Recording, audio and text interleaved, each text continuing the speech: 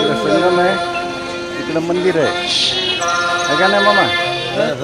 Low Narmada मैयाच्या स्नानासाठी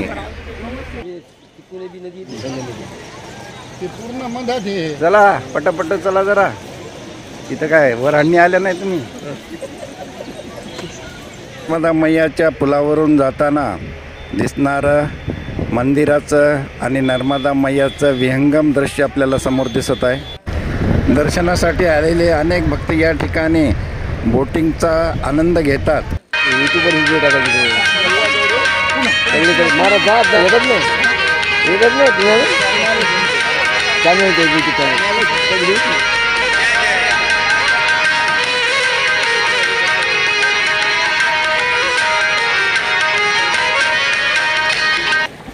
आज आहे अमरनाथ यात्रेचा दुसरा दिवस.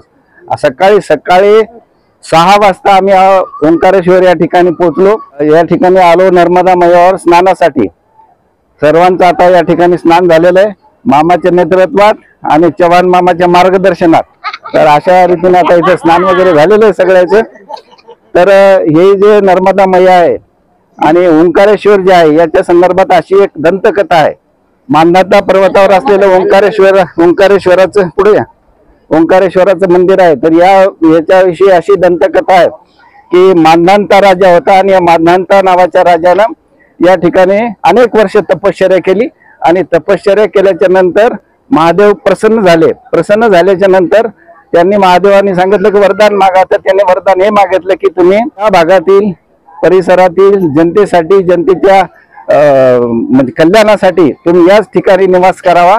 भगवान शंकराने ते मान्य केलं आणि तेव्हापासून या ठिकाणी भगवान ओंकारेश्वराचा भगवान शंकराचा निवास आहे. या ठिकाणी दुसरी एक अशी दंतकथा आहे की हा आहे मांधाता पर्वत आणि दुसरा एक मेरू पर्वत. हो मामा?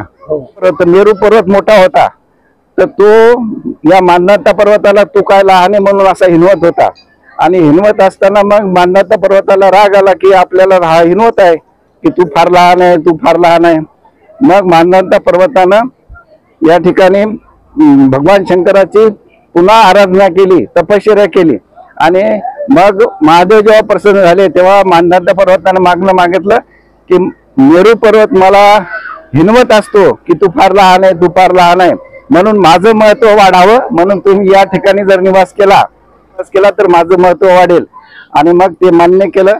भगवान शंकरांनी या ठिकाणी निवास केला. अशी ओंकारेश्वर या ठिकाणी मंदिर निर्मितीची भगवंताच्या निवासाची कथा आहे.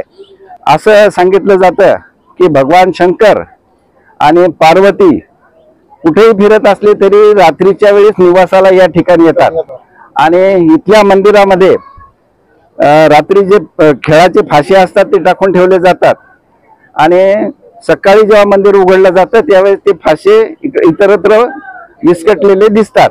त्या ठिकाणी भगवान शंकर आणि माता पार्वती येऊन निवास करतात, रात्रीचा विश्राम करतात आणि विश्रामाच्या अगोदर ते चौसर खेळतात आणि म्हणून ते फाशी विस्कटले जातात. अशी एक दंतकथा आहे. आणि ही आहे नर्मदा मैया. नर्मदा मैया ही भगवान शंकराची पुत्री म्हणजे कन्या मानली जाते. नर्मदा मैयाची परिक्रमा केली जाते. भारतामध्ये अनेक नद्या आहेत पण नर्मदा मैयामध्ये स्नान करण्याचं पुण्य हे अनेक नद्यामध्ये स्नान केल्याचे पुण्य एवढं आहे. बरोबर आहे मामा? दुसरा दिवस आहे अमरनाथ यात्रेचा आणि ओंकारेश्वर या ठिकाणी आलो. या ठिकाणी स्नान केलं आणि आता जाणार आहोत भगवान ओंकारेश्वराचं दर्शन घ्यायला. चला धन्यवाद. ओंकारेश्वर भगवान की जय. ओंकारेश्वर भगवान की जय.